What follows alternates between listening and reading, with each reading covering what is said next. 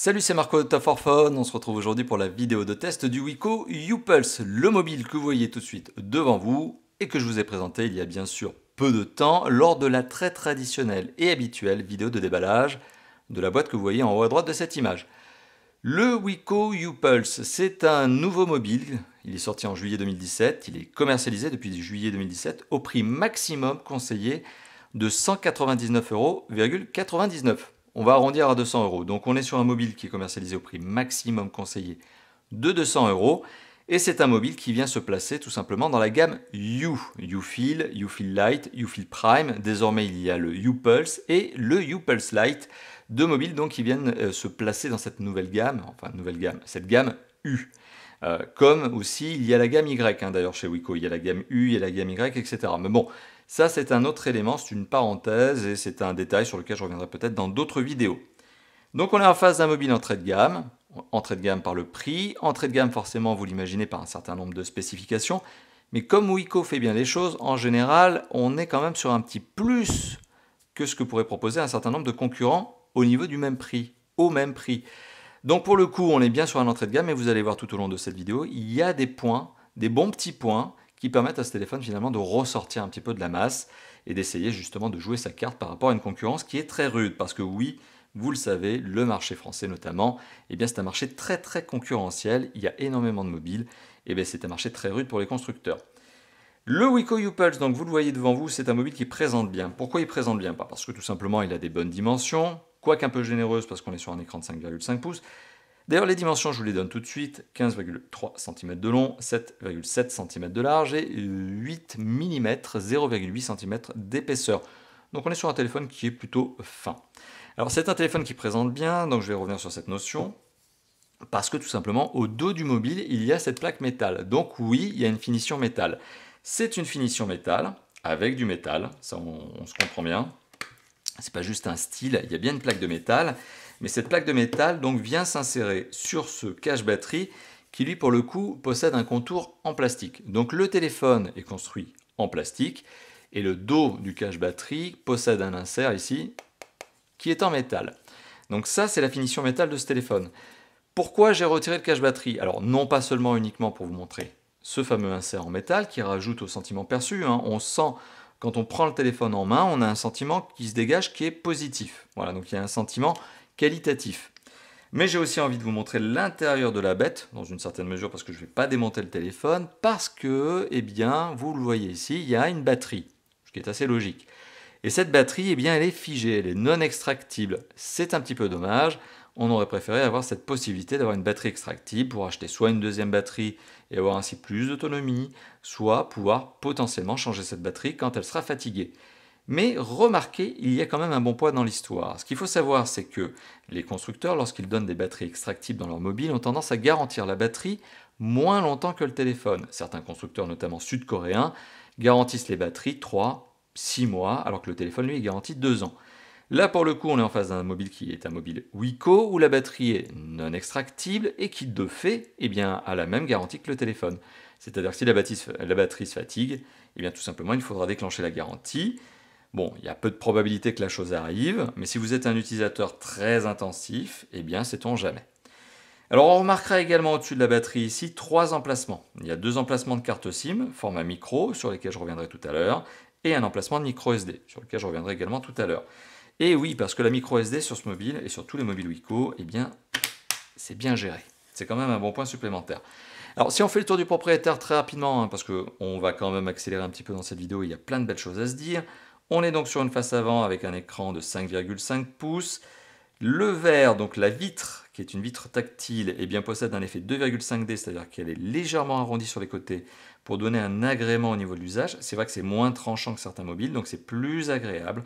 La vitre est très lisse, très glissante, c'est très agréable à utiliser. Pour le coup, à l'heure actuelle, rien ne dit, la marque ne me l'a pas confirmé, que c'est une vitre traitée anti-rayures, anti-casse. Rien ne dit que c'est une Corning Gorilla ou assimilée. Mais c'est une vitre en tout cas qui possède cet effet 2,5D qui est très agréable. Les touches sont intégrées, alors les fameuses 3 touches sont intégrées à l'écran, donc elles sont tactiles, elles ne sont pas sensitives. Sur la face avant, on remarquera notamment ici un écouteur, et l'écouteur ce qui est assez logique, et le capteur photo frontal avec son flash LED. Donc ça c'est quand même une bonne note et on va y revenir tout à l'heure. Le marquage Wiko, sur le côté gauche il n'y a rien, sur le dessus il y a le mini jack. Sur le côté droit, le bouton on-off et le bouton de contrôle de volume plus-moins. Les deux, pas de jeu, c'est bien fini, c'est bien placé. En bas du mobile, sur la tranche inférieure, on retrouve l'entrée micro primaire ainsi que le connecteur micro USB. Donc c'est pas de l'USB-C, c'est du micro USB. Et au dos du mobile, le capteur photo dorsal, le flash LED qui l'accompagne, un capteur d'empreinte digitale et le marquage Wiko ainsi que le haut-parleur.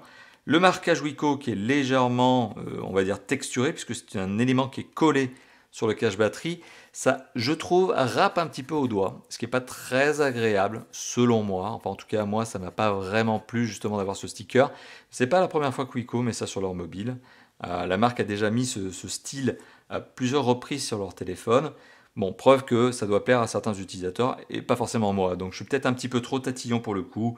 Et oui, en fait, clairement, je suis trop tatillon. Le mobile présente bien, le niveau de finition est plutôt bon, donc pour un téléphone qui est un entrée de gamme, je le rappelle. Alors, si on passe maintenant à l'image et au son, donc ce qui est quand même important, c'est le côté un petit peu multimédia et notamment l'image, voilà l'écran et le son, notamment le haut-parleur. Alors le son sur le jack 3.5 et l'écouteur, on va passer très rapidement parce qu'il n'y a rien à redire dessus. Alors, parce que c'est des composants qui sont très connus et qui marchent très bien. Alors au niveau de l'image, je vais me lancer. C'est pas moi qui vais me lancer, je vais lancer une petite vidéo YouTube qui va nous permettre de nous faire une petite idée, une petite appréciation justement de la qualité vidéo. Et au passage, je vais mettre un petit peu de son. Alors le haut-parleur se trouve positionné au dos du mobile, vous l'avez vu ici. Voilà. Donc c'est un haut-parleur qui, lorsque l'on le pose contre une table, forcément vous l'avez compris, ça étouffe le son, vous venez de l'entendre. Donc ça c'est la contrepartie négative. Le haut-parleur, sur lequel je reviendrai d'ici quelques instants, donne un son qui est extrêmement puissant. D'ailleurs, je ne vais même pas y revenir d'ici quelques instants, je vais le mettre tout de suite. Je vais vous mettre une petite incrustation ici. Oui, le son de ce haut-parleur peut être très puissant, jusqu'à 110, 120 décibels. C'est le son qui est procuré par ce haut-parleur. Donc, jusqu'à 110, 120 décibels par le haut-parleur lorsqu'il est au max. Je peux vous dire que ça vous arrache les oreilles. Donc, c'est un haut-parleur qui donne du son très puissant, pardon pour les reflets. Un son très puissant et plutôt clair. Donc plutôt clair, ça manque peut-être un peu de basse, quoique j'ai quand même déjà entendu plus catastrophique sur des mobiles, même ultra haut de gamme. Donc pour le coup, le haut-parleur est pas mauvais. Le jack 3.5, je vous l'ai dit, rien à redire, et le micro, l'écouteur, rien à redire dessus. Alors l'image, pour nous attarder sur cette dernière, l'image est ici transmise par un écran. C'est assez logique, c'est un écran de 5,5 pouces, donc c'est une bonne diagonale. C'est plus grand que ce que l'on appellera le standard de 5 pouces. On est habitué à du 5 pouces, ici on est juste au-dessus. Ce qui peut être intéressant notamment si vous aimez bien les grands écrans pour avoir une meilleure saisie, voilà, pour avoir un effet cinéma supplémentaire. Alors c'est un écran qui a une résolution HD, certes, mais c'est du 720p, donc c'est du 1280 pixels par 720 pixels, ce qui fait qu'on est juste en dessous du Full HD. Alors tout ça, ça se traduit par une densité de pixels, c'est-à-dire cette fameuse densité de pixels de 200, alors pour être vraiment très précis, je vais vous la donner, juste le temps pour moi de la retrouver. On est sur une densité de pixels de 262, j'ai peur de vous dire une bêtise, 267, vous voyez, j'étais en train de dire une bêtise. 267 pixels par pouce, donc oui, on est en dessous des 300 pixels par pouce qui sont jugés minimum nécessaires pour ne pas les voir à l'œil nu. Reste que quand même, si vous voulez les voir, oui, vous les verrez les pixels, mais il faut coller votre œil à l'écran, quoi. Donc du coup, oui, on a une finesse, une netteté d'image qui est moins satisfaisante que des téléphones avec des écrans Full HD et des résolutions, des densités de pixels supérieures à 300 pixels par pouce, mais le résultat est satisfaisant parce que on est en présence d'un écran IPS qui a une très bonne luminosité. Mesuré avec mon propre testeur, on arrive à 460 nits, donc c'est des fameux candela par mètre carré, donc c'est une très bonne luminosité. Et en plus, on a une gestion des couleurs et des contrastes. Alors, on n'est pas sur du Super AMOLED, on est sur de l'IPS, mais de l'IPS avec en plus un traitement construction qui est Full Lamination. Alors, qu'est-ce que ça veut dire? Ça veut dire qu'en fait, il n'y a pas de déperdition entre l'écran et la dalle tactile, ce qui veut dire qu'on n'a pas d'effet de perte, de dégradation de la qualité de l'image et de dégradation notamment des contrastes. Globalement, on est sur un résultat qui est très satisfaisant au niveau de l'image, très satisfaisant au niveau du son. Je le rappelle, et je le dis bien sûr, pour un mobile entrée de gamme. Voilà, il faut vraiment prendre en considération le fait que l'on est sur un téléphone qui vaut moins de 200 €. Alors, ce téléphone a des performances. Alors, on va s'attaquer aux performances, on va s'attarder sur les performances. Alors, vous le savez, les performances, je les valorise toujours avec un benchmark qui s'appelle Antutu. Bon, c'est pas le seul truc que j'utilise, Mais en tout cas, pour vous et pour vous permettre d'avoir une échelle de référence, toujours la même, En tout V6.2.7, soit, en V6. 27 560 points, on va arrondir à 27 600 points, c'est un score clairement d'entrée de gamme. Alors c'est un score d'entrée de gamme, et c'est un score d'entrée de gamme qui malheureusement ne sera pas un score que l'on va apprécier encore très longtemps. Tout ça pourquoi? Pourquoi je vous dis ça? Eh bien tout simplement parce qu'on est sur une plateforme, alors une plateforme technique. Qu'est-ce que je veux dire par plateforme technique? Eh bien c'est la carte mère sur laquelle est greffé le processeur graphique et la mémoire vive. Eh bien, ces composants-là sont des composants qui, maintenant, datent un peu. Ce sont des composants qu'on a déjà vus allègrement en 2015 et 2016, et ce sont des composants qui, en 2017, pardon pour les reflets, eh bien, ce sont des composants qui ont déjà leur âge. Donc, du coup, ils accusent un petit peu une certaine obsolescence. Donc, on est sur un processeur Mediatek MT67, alors 6737, accompagné d'un processeur graphique qui est un Mali T720. Bon, le Mali T720, encore, il n'est pas trop aux fraises, hein, c'est pas trop mal. Et à côté de ça, on a 3 Go de RAM. Alors, on n'est pas sur quelque chose qui est mauvais non plus. On est sur quelque chose, par contre, qui montre, au niveau des benchmarks, qu'on est sur une plateforme ancienne. Alors, globalement, en termes d'usage, ça ne se ressent pas. C'est-à-dire que là, je vous mettrai une petite incrustation de vidéos, de jeux vidéo, Real Racing 3 probablement, Real Racing 3, qui vous permettra de vous faire votre idée sur la qualité, notamment en jeu 3D. Alors, le téléphone s'en sort bien en jeu 3D. Oui, il y a des séquences où on sent, notamment sur Real Racing 3, que c'est les séquences notamment de démo, lorsqu'on va commencer la course, où on sent qu'on a une baisse du nombre d'images par seconde, et qu'on tombe en dessous des 25 images par seconde, mais lorsque l'on est en jeu, eh bien, le téléphone se comporte parfaitement bien. Donc ça, c'est lié au processeur et au processeur graphique. Et il y a un bon point supplémentaire, c'est la mémoire vive. Et comme je vous l'ai montré, il y en a 3. Il y a 3 Go de mémoire vive. Et ça, c'est un bon point. Comme quoi, finalement, Wiko n'a pas fait d'économie absurde sur tous les composants. Wiko, par exemple, a mis 3 Go de RAM. Donc 3 Go de RAM, ça vous laisse très à l'aise pour tout ce qui est multitâche. Voilà, donc vous êtes très à l'aise avec cette notion de multitâche. Ça, c'était pour les performances. Alors, il y a quand même un point supplémentaire quand on parle de performance qui est intéressant à souligner, c'est notamment la mémoire de stockage. Alors, la mémoire de stockage de ce téléphone, on va essayer de la voir, on va essayer de la trouver, pour peu que je ne me perde pas, voilà. La mémoire de stockage de ce téléphone, revendiquée par Wiko, c'est 32 Go. Alors, 32 Go, c'est largement au-dessus des concurrents. Je le rappelle, à ce niveau de prix, on trouve encore beaucoup de concurrents qui proposent du 16 Go. Donc ici, point fort de ce téléphone, on a 32 Go de mémoire de stockage. Alors oui, on a 32 Go de mémoire de stockage, sauf que lorsque l'on allume le téléphone pour la première fois, le système d'exploitation, les applications qui sont installées dessus vont prendre de l'espace. Il y a aussi une deuxième notion, c'est la conversion. Mais ça, je ne m'attarderai pas sur cet élément-là. C'est comme pour les ordinateurs.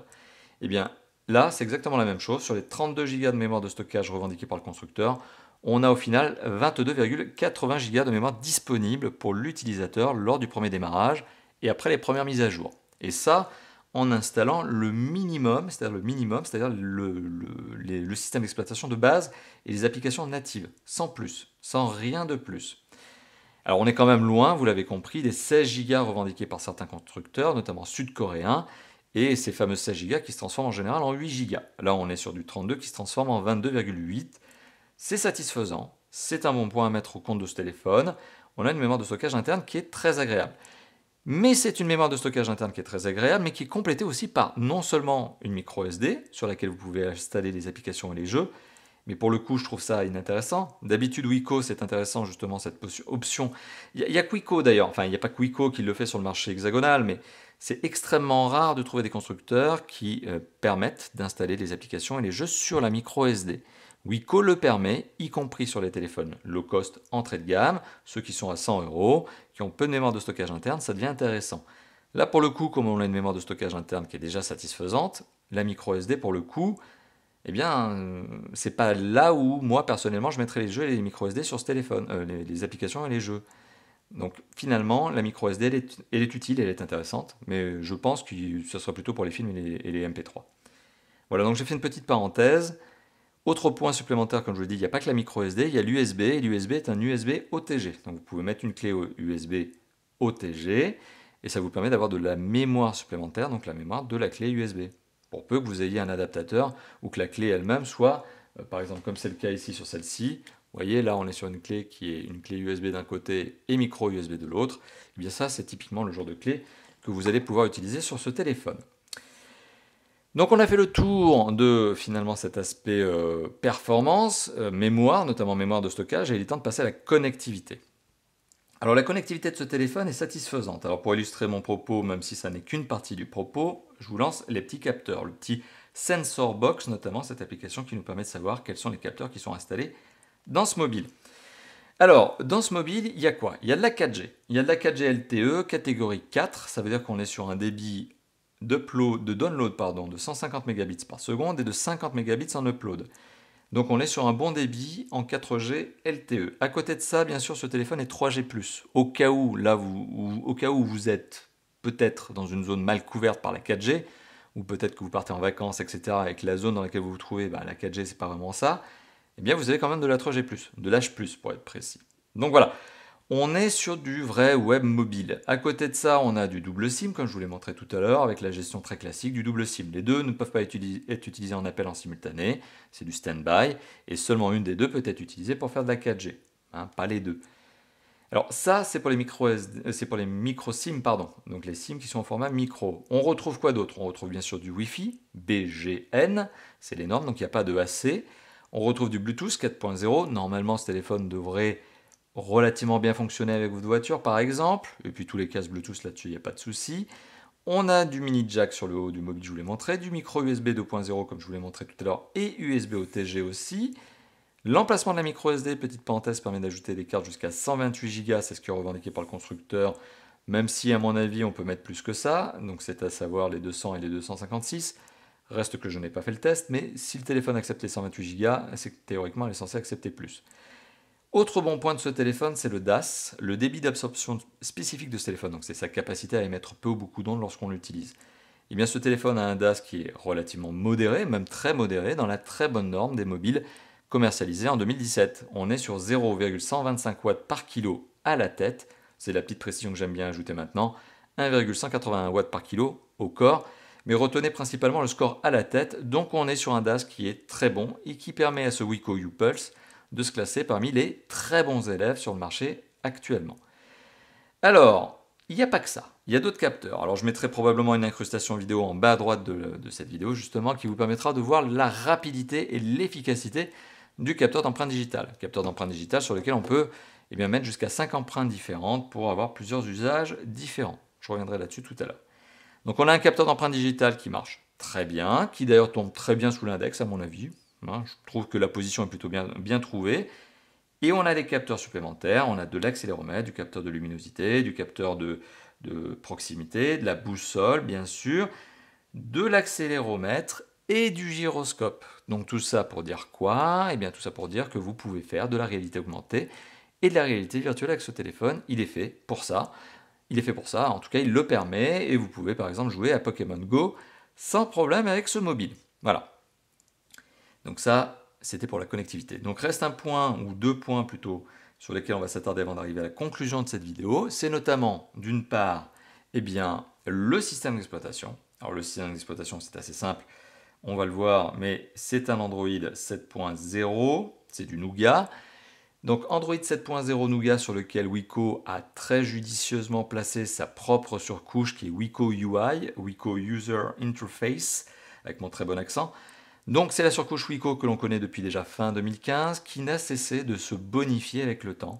Donc on est sur une surcouche qui travaille au niveau du design, au niveau notamment des fonds d'écran et des icônes, qui travaille au niveau des applications en vous ajoutant des applications. Alors certaines sont des applications partenaires, et alors là pour le coup je vais pousser mon petit cri d'insatisfaction. Il y a des applications partenaires qui sont installées par défaut. Là vous n'avez même pas le choix, mais vous avez le choix de les désinstaller. Il y en a quand même pas mal. Bon, donc si vous voulez récupérer de la mémoire de stockage, je pense que c'est le bon moment, c'est le bon moyen. C'est par exemple, vous prenez l'application Family Farm, par exemple, et vous la désinstallez. Voilà, vous avez la possibilité de la désinstaller. Family Farm, c'est un jeu, voilà, et c'est pas moi qui l'ai installé. Pour petite précision, les seules applications que j'ai installées sur ce téléphone à l'occasion de ce test-là, après l'avoir reseté, parce que le téléphone a déjà été reseté après mon premier test à moi, c'est ma partie test. Mais là pour la vidéo, les seules applications que j'ai installées, c'est ça. C'est les 5 que vous voyez. Antutu, Epic Citadel, d'ailleurs très bon. Bon score Epic Citadel, 28,6 images par seconde en moyenne. Screen Test, Sensor Box et Real Racing que vous allez voir ou que vous avez déjà vu en incrustation dans cette vidéo. Donc tout le reste, c'est du natif ici sur ce mobile. Alors il y a des applications qui sont pas forcément utiles. Il y a des applications qui pour moi pour le coup ne me plaisent pas, sont inutiles. Il y a des applications qui ne sont pas pour moi utiles mais qui potentiellement peuvent vous intéresser. C'est le cas de Zenly par exemple, qui est une application de réseaux sociaux qui permet à vos potes et vous, si vous partagez, si vous le souhaitez, de partager votre localisation. Ça vous permet de vous retrouver plus facilement. Ok. Il y a des applications qui sont des applications partenaires stricto sensu. C'est Page Jaune, par exemple. Voilà, Page Jaune. Bon, ok. Vous auriez pu l'installer vous-même. Mais là, on sent que Wiko a ce type de deal. À tel point d'ailleurs que Wiko a un autre type de deal, c'est les applications que vous allez pouvoir installer dès le démarrage. Là, je mettrai aussi une petite incrustation, c'est-à-dire que lorsque vous allumez le téléphone pour la première fois, eh bien, vous vous retrouvez avec une série de panneaux qui vont vous proposer d'installer des applications supplémentaires. Je crois qu'il y en a plus d'une quarantaine comme ça qui sont proposées. Encore une fois de plus, je trouve pas ça très judicieux. Ça fait un peu trop pouce. Voilà, pouce, tiens, installe des applis. Moi, je suis pas fan de ce genre de système, mais je préfère quand même ce système qu'avoir une blindée d'applications installées par défaut. Le problème, c'est que malheureusement, on a quand même des applications installées par défaut. Donc, c'est-à-dire que même si on ne les installe pas, elles sont là. Donc c'est pas très grave, on peut les désinstaller. Là j'ai été très critique parce que ça me casse un peu les pieds, parce que je me sens un petit peu bridé dans mon usage. Mais on peut les désinstaller et ça c'est quand même un bon point parce qu'il y a beaucoup de constructeurs, encore une fois de plus, qui ne le permettent pas, qui vous installent des applications par défaut et qui ne vous permettent pas de le désinstaller. Et on a donc des choses supplémentaires. On a des fonctionnalités supplémentaires, des applications supplémentaires, mais qui sont celles de Wiko. On a donc cette partie-là qui s'appelle My Left Smart Page. Alors My Left Smart Page, vous l'avez vu, vous êtes sur le panneau d'accueil, vous slidez sur la gauche, vous avez une page d'accueil qui vous permet d'avoir notamment des raccourcis supplémentaires, donc vos applications favorites, celles que vous utilisez le plus, du fil d'actualité, la météo, et puis vos événements, votre agenda. Donc c'est un petit peu une page d'accueil personnalisée, ergonomique, c'est sympa. Vous avez des applications supplémentaires, vous avez notamment Ma Musique, qui est une application lecteur MP3 qui a été retravaillée. Vous avez aussi Vidéo, vous avez aussi Radio FM qui a été retravaillée, mais pour le coup, ça ne sert à rien de vous la montrer puisque il faut brancher un kit piéton pour pouvoir l'utiliser, ce qui est assez logique en soi. Vous avez donc plein de petites choses comme ça. Vous avez surtout quelque chose que j'apprécie énormément. Alors là, je vais passer très rapidement sur le truc qui est sympa, c'est Files Lock. Files Lock, par exemple. Wow. Là, vous voyez le fameux schéma que j'ai fait. Alors, ce Files Lock peut être déverrouillé par schéma, comme je viens de vous le montrer, ou par capteur d'empreinte digitale. Files Lock permet de sécuriser le contenu du téléphone, en fait de restreindre l'accès à certains contenus, que ce soit des images, comme vous le voyez, des vidéos, des fichiers quelconques, ou de la musique. Par exemple, un fichier Word, vous pourriez très bien le restreindre de cette manière-là. Et application que j'aime bien chez Wiko, parce qu'elle est sympa. J'appelle ça un fourre-tout, mais sans être péjoratif, parce que je la trouve intéressante. Il y a un mode économie d'énergie, voilà, dedans, dans lequel vous allez pouvoir optimiser justement les réglages de l'économie d'énergie. Un mode gestionnaire de notifications. Alors, c'est une sorte de raccourci, mais ça vous permet de gérer les applications qui ont le droit de mettre des notifications. Auto Start, ça vous permet de savoir quelles sont les applications qui ont le droit de démarrer sans votre accord. Par exemple, le démarrage du téléphone. Apps par défaut, qui permet de savoir quelles sont les applications à utiliser pour tel ou tel type de fichier. Par exemple, pour lire les MP3, vous pouvez soit utiliser votre application Ma Musique, celle de Wiko, soit Google Play. Voilà, donc ça, c'est aussi un petit truc supplémentaire qu'on retrouve dans Phone Assist, mise à jour bien sûr, et autorisation, savoir ce que vous avez donné comme autorisation pour chacune des applications qui sont installées par défaut dans le mobile, mais installées aussi par la suite. C'est-à-dire à chaque fois que vous allez installer une application, vous allez pouvoir gérer notamment son droit de vous donner des notifications et son droit d'accès à du contenu de votre mobile. Et on a d'autres éléments, notamment au niveau de la surcouche, il y a d'autres choses qui sont sympas. Il y a notamment, on va pouvoir le voir, il y a Duraspeed. Donc Duraspeed, on va voir, c'est tout en haut. Duraspeed, est-ce qu'on va le retrouver? Oui, c'est ici. Alors Duraspeed, activer ou désactiver, c'est comme ça que ça marche. Et puis autorisation des applications, qu'est-ce que ça veut dire? Vous avez ici la fonction Duraspeed qui permet de killer en automatique des applications qui sont en tâche de fond. C'est-à-dire, afin de garder un bon niveau de performance, si jamais vous êtes un accro à de multiples applications et que vous en lancez par exemple 10 dans la foulée, le téléphone en théorie il est censé les garder en tâche de fond, une sorte de multitâche. Et bien pour le coup, justement, vous avez la possibilité de gérer une sorte de killer d'applications en tâche de fond en automatique et de sécuriser aussi certaines applications qui n'ont pas le droit de se fermer toutes seules.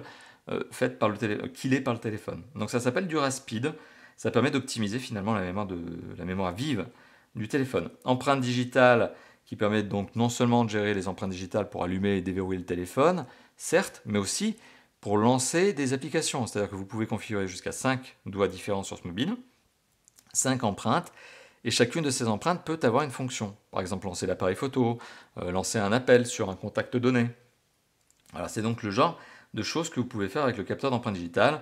Autre chose, le capteur d'empreinte digitale permet, via un tap, voilà, sur le capteur, de revenir sur l'application précédente. Donc c'est un retour. Donc ça, c'est une bonne chose supplémentaire. Voilà, une petite fonction au niveau du capteur d'empreinte digitale. Smart Actions, qui permet notamment, par exemple, d'éteindre le téléphone avec un double tap ou d'allumer le téléphone avec un double tap, de retourner le téléphone pour couper la sonnerie, etc. Voilà, donc ça s'appelle Smart Action. Smart Gesture, qui est intelligent, qui permet notamment, lorsque vous avez l'écran éteint, si vous l'activez, de faire un dessin pour activer quelque chose. C'est-à-dire, par exemple, si vous faites un O quand l'écran est éteint, vous allez lancer le téléphone pour justement pouvoir lancer l'appareil photo automatiquement. Voilà, donc je ne sais pas si j'ai été clair. Écran éteint, vous faites une lettre, vous pouvez en configurer d'autres, mais par exemple si vous faites un O, vous lancez l'appareil photo. Voilà, donc ça s'appelle Smart Gesture. Voilà, donc ça fait partie des éléments qui ont été ajoutés notamment par Wiko au niveau de sa surcouche. Wiko UI, c'est le nom de la surcouche, et qui à mon sens sont des bonnes fonctionnalités et des bonnes applications. Donc globalement la surcouche, je l'aime bien, elle est sympa, elle n'est pas trop effets spéciaux, elle n'en rajoute pas dans tous les sens, ce qui est plutôt bien. Donc on est sur une expérience qui est plutôt proche d'Android brut, d'Android stock, tout en ajoutant un agrément supplémentaire. Donc ça c'est positif. Le seul défaut que je trouve, c'est cette flopée d'applications par défaut qui sont installées, qui sont des applications partenaires, que vous allez très rapidement désinstaller, et aussi cette volonté de Wiko de vous pousser à installer des applications supplémentaires qui sont sûrement liées à des deals complémentaires pour la marque. Alors il est temps de passer à l'usage avant d'arriver à la conclusion de cette vidéo. L'usage, c'est quoi? Alors on ne va pas parler des jeux vidéo, puisque je vous l'ai déjà montré, oui, ce téléphone est capable de faire du jeu 3D. Oui, c'est un téléphone qui est capable de faire des appels, des SMS, des MMS, de lire une page web, tout ce que vous voulez. Donc c'est un téléphone qui remplit bien tous les usages d'un smartphone. Restent deux usages aujourd'hui qui permettent de différencier les smartphones entre eux. On le sait, c'est d'une part la qualité photo et d'autre part l'autonomie. Pour ce qui est de la qualité photo, on est sur un capteur 13 mégapixels au dos ici avec son flash LED qui marche très bien, qui offre des clichés de bonne qualité, ouverture de 2.0 notamment, donc ça c'est pour l'ouverture, et on est sur un capteur dorsal qui est efficace. Alors voilà, hop, si je reprends mon petit bonhomme Fallout, voilà, hop, Fallout, le jeu vidéo que j'ai fini en long et en large. Je ne sais pas si vous jouez, dites-moi ça dans les commentaires d'ailleurs, si vous aimez bien Fallout. Peut-être que vous êtes vous-même un gamer sur Fallout. Donc voilà, donc c'est un capteur photo qui prend très bien les photos, efficace, rapide, bien. Sur lequel vous avez la possibilité d'avoir des modes, donc soit automatisés, soit débrayables. Vous avez la possibilité d'ajouter, mais il y a une flopée de petites choses supplémentaires. Vous avez même le mode Pixel Super qui permet d'accroître la densité de pixels, d'accroître la résolution de la photo. Mais il ne faut pas bouger, il faut rester fixe, voilà, ça va prendre plusieurs photos. Mais ça va donner encore plus de piqué, plus de pointu au niveau de la photo. Vous avez le mode Face Beauty, alors ça va très bien, mais c'est avec c'est avec le capteur photo frontal, c'est pour les selfies. Vous avez code QR, là, si vous voulez lire un code QR code, vous pouvez le lire avec l'appareil photo, puisque c'est une fonction de base. Voilà. Et vous avez aussi le capteur photo frontal, qui est bien doté, je le rappelle, d'un flash LED, vous le voyez, désolé, ça a peut-être un peu flashé dans vos yeux. Mais oui, et c'est pareil, c'est efficace. Vous avez ici donc ce fameux mode beauté, ce fameux, je vais y arriver en appuyant correctement, Face Beauty, qui permet de gérer un petit peu le niveau de lissage de peau, là justement ce grain de peau retravaillé qui va vous rendre plus beau, plus belle. Voilà. Et là aussi, le capteur photo frontal, donc, qui est un 8 mégapixels, il prend des bons selfies. Alors, toute échelle gardée, toute proportion conservée, on est quand même sur un téléphone entrée de gamme, mais on est sur un téléphone entrée de gamme qui s'en sort très bien au niveau du capteur dorsal et au niveau du capteur frontal. Comme quoi aujourd'hui, même les téléphones à 200 balles ont quand même le droit d'avoir des bons capteurs, et c'est le cas chez Wiko. Alors, au niveau de l'autonomie, et c'est le dernier usage que je vais traiter avec vous avant d'arriver à la conclusion, l'autonomie de ce téléphone, ce téléphone a une bonne autonomie. On est sur une autonomie qui est tout à fait correcte, à savoir une journée avant la recharge.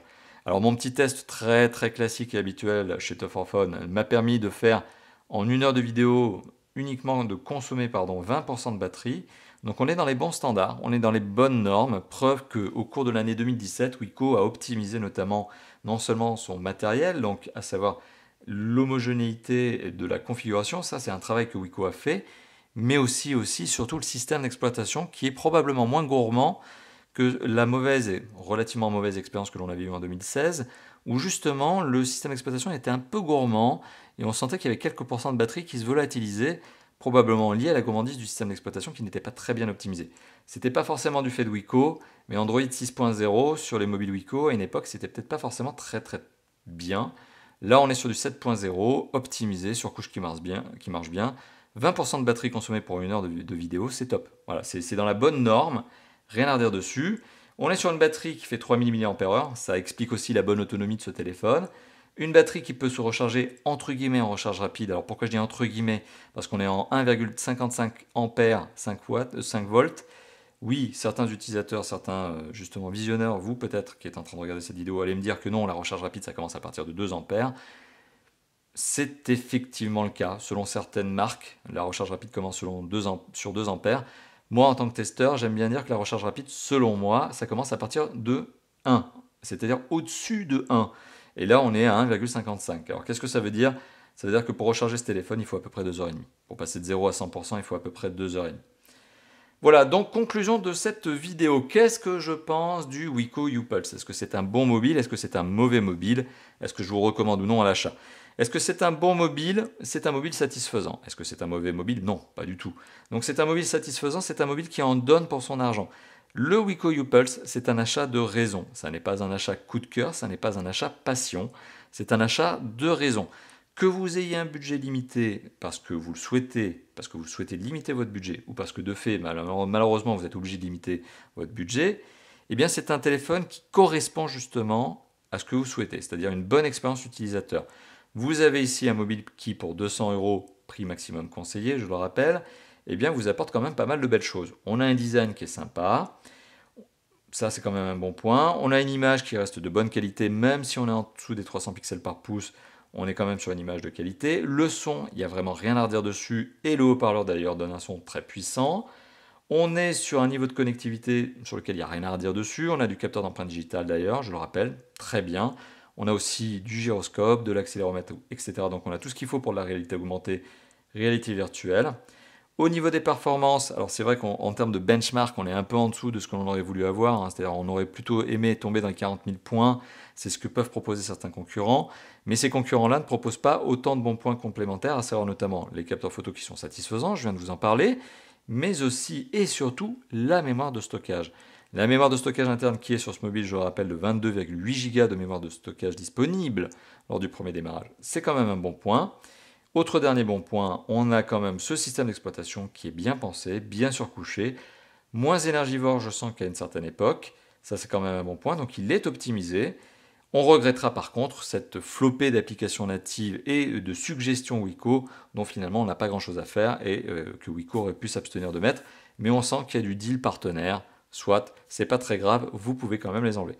Voilà, grosso modo, vous l'avez compris, on est quand même sur un bilan qui est quand même positif au niveau de ce téléphone. Et forcément, oui, je vous le recommande si vous voulez maîtriser votre consommation budget, votre budget mobile, et que vous voulez partir sur un téléphone qui est proposé à 200 € et moins.